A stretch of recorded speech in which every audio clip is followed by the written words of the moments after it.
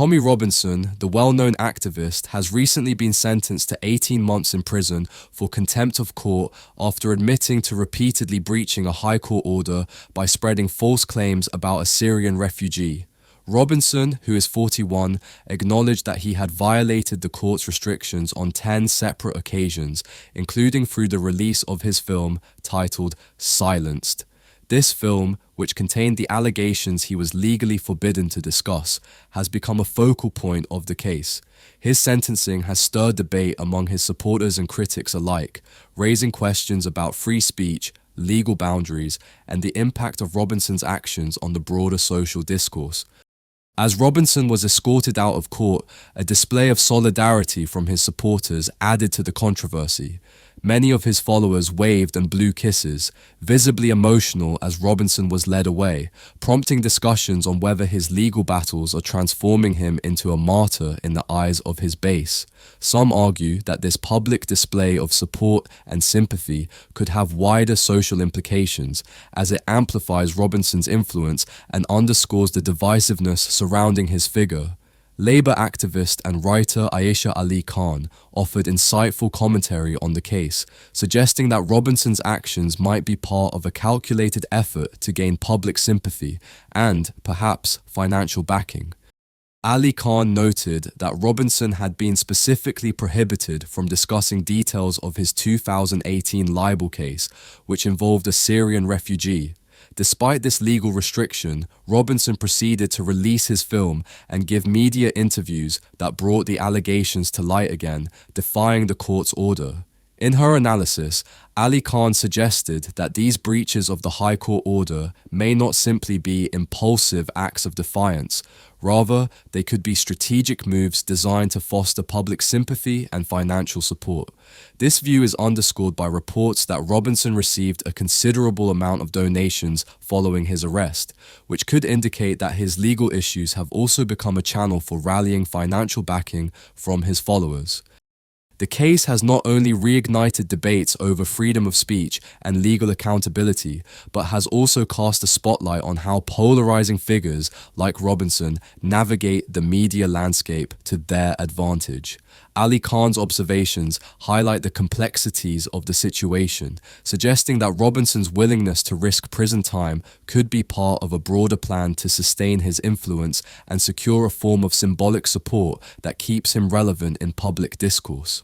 As Robinson faces time behind bars, his supporters' reactions, combined with the financial and social implications, raise questions about how activists can leverage legal challenges to reinforce their cause. Robinson's case is a stark reminder of the tensions between legal restrictions and activist messaging, leaving many to wonder how this chapter will influence both his legacy and the broader conversation on free speech and social responsibility. The discussion soon turned to the question of whether Robinson's imprisonment might incite further protests and social unrest, given his substantial and loyal base of supporters. Many believe that Robinson's followers, galvanized by a sense of injustice and frustration with the establishment, could react strongly to what they perceive as an attack on free speech and an unequal application of justice. Ali Khan, a prominent political commentator, voiced his concerns, arguing that figures like Robinson often exploit public fears, using emotionally charged topics like immigration to exacerbate existing societal divisions. Khan noted that Robinson's rhetoric frequently emphasizes a perceived threat to British values and identity, which, in Khan's view, only serves to fuel anger and deepen rifts within communities. Yet, not everyone agreed with this perspective. Former Member of Parliament Andrew Bridgen, who was recently seen participating in a demonstration supporting Robinson, offered a contrasting view. Bridgen argued that Robinson's sentencing exemplifies what he called a two-tier justice system, suggesting that individuals who challenge dominant political narratives are subjected to harsher treatment than those who align with more mainstream views. He insisted that Robinson's investigative work, particularly through his project Silenced, has brought to light uncomfortable truths that, according to Bridgen, both the media and judicial system would rather keep under wraps. Bridgen cited specific cases discussed in silence as evidence that Robinson had exposed issues the establishment wanted to avoid, portraying Robinson's legal struggles as part of a broader fight against censorship and media suppression. Bridgen went on to criticize the judicial system for what he perceived as a failure to apply the law impartially across political lines. He argued that when activists on one end of the political spectrum face consequences while those on the other do not, it damages public trust in the fairness of the legal system. According to Bridgen, this inconsistency fuels the perception that justice is not blind, but rather selectively applied based on ideological alignment. This, he warned, risks alienating a growing segment of the population who feel marginalized and ignored by mainstream institutions.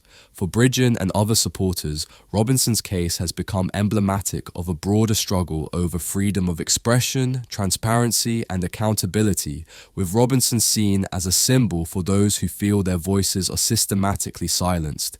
As tensions rise, the implications of Robinson's imprisonment remain uncertain, leaving many wondering if this will be a catalyst for broader societal unrest or an opportunity for introspection and reform in Britain's handling of dissenting voices. The recent debate surrounding Robinson's case has ignited complex discussions about freedom of speech and the role of journalism in challenging established narratives. Bridgen, one of Robinson's prominent supporters, argues that Robinson's work represents a form of investigative journalism aimed at addressing issues often overlooked or suppressed by mainstream institutions. According to Bridgen, Robinson serves as a critical voice exposing institutional silence, giving a platform to those who feel disenfranchised by the political establishment's handling of sensitive matters. For Robinson's supporters, his persistent advocacy resonates deeply, as they see him as someone willing to confront uncomfortable truths in ways that traditional media might shy away from. Bridgen believes that in a democratic society, such voices are essential to holding institutions accountable and ensuring diverse perspectives are heard.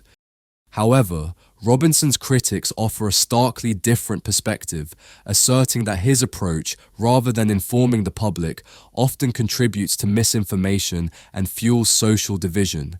These critics argue that Robinson's methods are sensationalist and that his rhetoric, rather than fostering constructive dialogue, amplifies tension and polarizes communities. They express concern that his messaging does more harm than good, perpetuating narratives that escalate fear and mistrust rather than bridge gaps.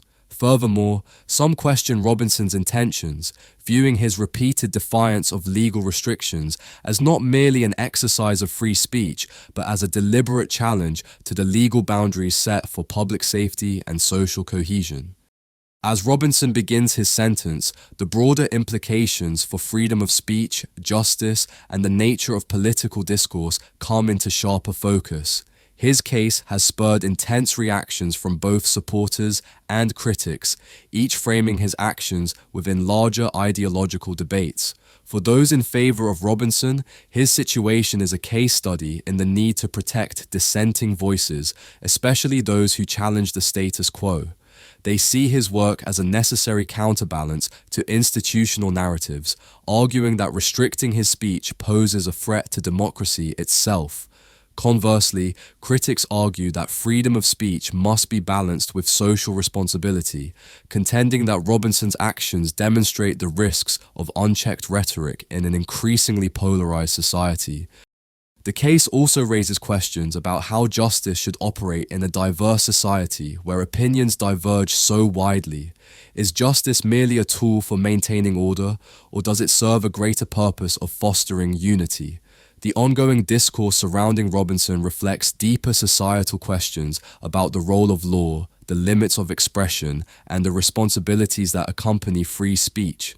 As these debates unfold, it is evident that Robinson's case will continue to prompt passionate responses, highlighting the tensions between individual expression and societal harmony. Ultimately, the outcome may influence future discussions on how to protect freedom of speech while ensuring that it does not come at the expense of social stability and mutual respect within the community.